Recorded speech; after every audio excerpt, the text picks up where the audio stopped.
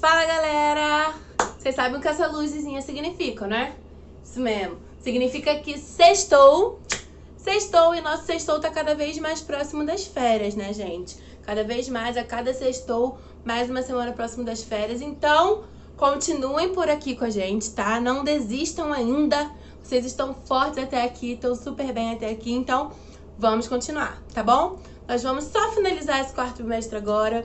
Vai passar rapidinho, né? Nossas aulas vão se encerrar agora em dezembro, né? Lá pro dia 18 de dezembro. Então, vai passar rapidinho. Vamos, que a gente não pode parar, tá bom? Então, vambora! E hoje, galera, nós vamos ver um pouquinho de português e um pouquinho de matemática, tá? Então, nós vamos precisar aí, ó, de duas apostilas. São essas duas apostilas aqui, ó. Essa é sobre o bem e o mal. Deixa eu mostrar pra vocês que ela tem duas folhas, tá? Nós vamos falar que, na verdade, bem e mal não, gente. Na verdade, mal com L e mal com U. É porque a gente usa o bem pra fazer essa comparação. Então, ó, a gente vai fazer essa folhinha aqui que tem esse lobo mal aí, ó. Que a gente vai falar sobre mal com L e mal com U. E a segunda folhinha dela é essa daqui, que começa assim. Letra B, Ana Júlia é uma pessoa boa. Essa é a segunda folhinha da apostila, tá? Então, separem aí. Quando a tia fala apostila, tô falando dessas atividades. Apostila é jeito de falar mesmo porque vem com o conteúdo em si. E a tia chama assim, tá? Mas nada de novo. E a próxima, a outra que a gente vai fazer é de matemática, que é essa aqui falando sobre porcentagem. Então, vai ter essa primeira folha, dando introdução, né? Na verdade, a gente já tá meio que vendo isso, então mais um reforço. Depois vão vir, ó, essa folhinha aqui, tá? Que vai ter aí esses quadrinhos. E, por último, vai vir essa folhinha aqui que tem aí, ó, 4 lixeiras aqui de reciclagem. Tá bom? Então, separem essas folhinhas aí pra gente começar. Vamos começar com essa folhinha de mal com L ou mal com U. É importante lembrar que não existe, nesse caso, certo ou errado, pois ambas as palavras existem e estão corretas. Apesar de serem palavras homófonas, ou seja, têm a mesma pronúncia, mal com U e mal com L apresentam significados diferentes. Esse fenômeno, chamado mofonia, é responsável por grande parte dos erros ortográficos. Portanto, fique atento e saiba distinguir termos que parecem iguais, mas que, na verdade, não são. A gente já falou parecem e depois iguais. Eu tive a sensação que eu falei parecem iguais. Mas não é, tá, gente? É parecem iguais. Nada de iguais, não, pelo amor de Deus. Então, vamos lá, ó. Tá aparecendo aí que mal com L é oposto de bem, enquanto mal com U é oposto de bom. Na minha folha, o bom deu uma descidinha aqui, ó, por conta do nosso lobo mal. Então, vocês sabem que é daqui, tá? E aí vai ter um exemplo, ó. Se eu disser, aquele lobo era mal com U, o contrário dessa frase terá que ser, aquele lobo era bom. Porque mal com U é o contrário de bom. Se eu disser, ele canta muito mal com L, o contrário dessa frase teria que ser, ele canta muito bem, né? Porque mal com L é contrário de bem. E vamos ver mais uma informação que tá dando aí para eu poder explicar isso aqui melhor. Mal com U e bom são adjetivos, ou seja, aquilo que dá qualidade a alguma coisa. Enquanto mal com L e bem são advérbios, ou seja, vem acompanhando algum verbo, tá? Aí embaixo tem, ó, uma observação. O feminino de bom é boa, tá? O feminino de mal é má. Então, se eu for falar, por exemplo, Catinha era uma bruxa boa. Ou Catinha era uma bruxa má, ok? Tem esse contrário aí. Vamos entender um pouquinho melhor agora a questão do mal com U ser um adjetivo, enquanto mal com L é um advérbio. O que significa esse adjetivo, gente? Quando eu vou qualificar, né, alguma coisa, quando eu for qualificar alguém ou algum objeto, eu uso o adjetivo. Nesse caso, o adjetivo vai ser sempre mal com U. Por exemplo, se eu digo assim, Tiago é um bom ajudante. Tá vendo? Eu tô dando uma qualidade pro Tiago. Eu tô dizendo que ele é bom, né? Se é o contrário, quando eu for colocar o meu mal vai ser com U, né? Então eu vou dizer, Tiago é um mau ajudante. Tá vendo que o meu mal aí ficou com U? É uma qualidade e é contrário de bom, ok? Outro exemplo aí, gente, é na hora que estiver escrevendo uma frase com mal, pensar no oposto dela. Por exemplo, se eu for escrever assim, cuidado, fulano é um mau amigo. Vou botar ele, tá? Cuidado, ele é um mau amigo. Na hora que eu for escrever isso, eu vou pensar assim, será que eu dizia ele é um bom amigo ou eu diria ele é um bem amigo, se eu fosse dizer o contrário? Bom, se eu fosse dizer o contrário, eu falaria bom amigo, né? Isso significa que o meu mal é com U. Então, eu vou escrever ele é um mau amigo com U, tá? Vamos para mais um exemplo. Se eu disser assim, Gabriela escreve bem. Ó, esse meu bem aí, ele tá acompanhando o verbo escreve, né? Se eu for falar o contrário, eu vou falar o quê? Gabriela escreve mal. Nesse caso, o mal vai ser com L, porque ele tá aí como contrário de bem e não como contrário de bom. Vamos às atividades então, ó. Reescreva as frases e substitua as palavras em destaque por mal com L ou mal com U. Letícia se saiu bem nos jogos. Eu vou escrever como aí? Como vai ser o meu mal? Vai reescrever a frase e vai trocar o bem por mal, tá? B, na outra página. Ana Júlia é uma pessoa boa. C, César fez um bom trabalho nas ruas. D, Suzy pilota muito bem. E, para o seu bem, espero que termine rápido. F, ele era um agente de coração bom. Então, vocês vão ver aí, galera, ó, se eu vou trocar esse bom e esse bem por mal com U ou mal com L, tá? Já no número 2, vocês que vão criar as frases, olha. Crie 3 frases utilizando corretamente o mal com U e 3 frases utilizando corretamente o mal com L. Aí tem aqui, mal com U, e aqui tem 3 espacinhos para criar a frase. Mal com L, 3 espacinhos para criar 3 frases também, ok? Pode me mandar a foto dessas frases aqui, ó, pra tia poder dar uma lidinha, ver se tá tudo ok e corrigir pra vocês, tá? E aí, encerrando essa apostilinha aqui de português, vamos para a porcentagem de matemática. Deixa eu ver onde eu botei a minha. Ah, aqui do ladinho.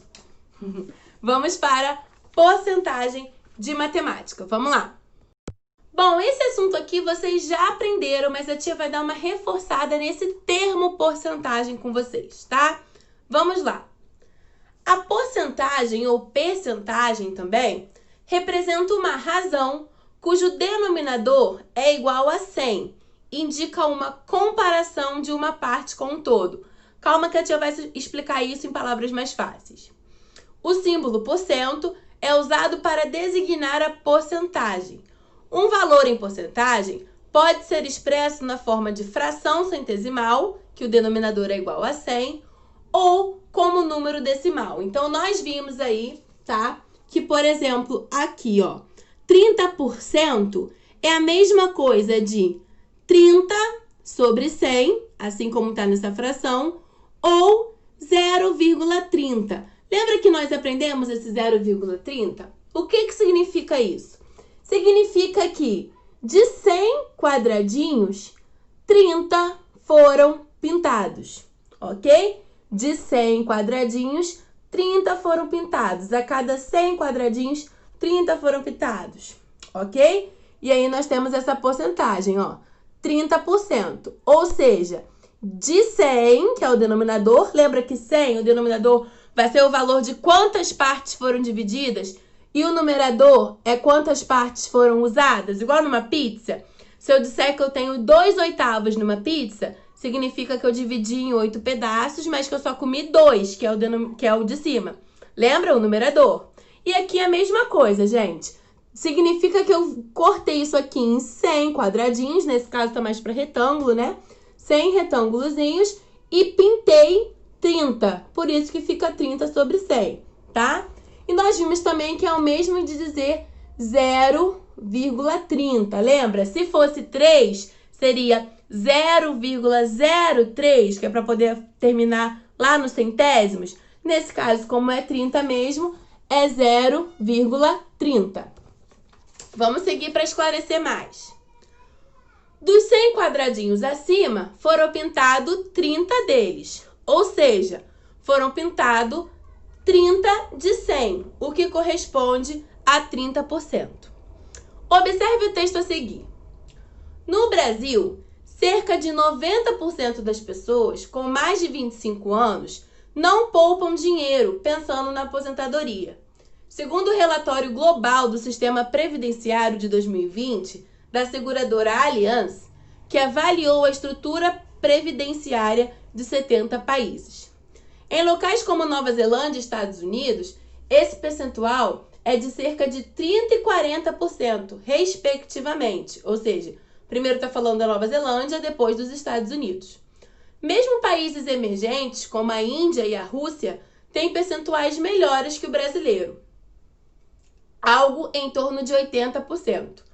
Mas também existem países em situações ainda piores, como a Argentina e Egito, onde cerca de 95% da população nessa faixa etária não guarda para o futuro. Aqui está falando a porcentagem de jovens que guardam dinheiro pensando no futuro, tá?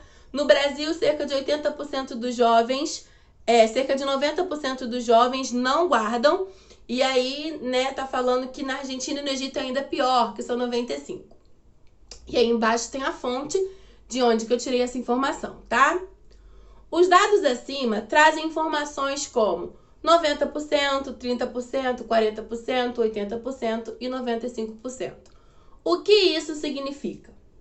Isso significa que 90% é 90 a cada 100.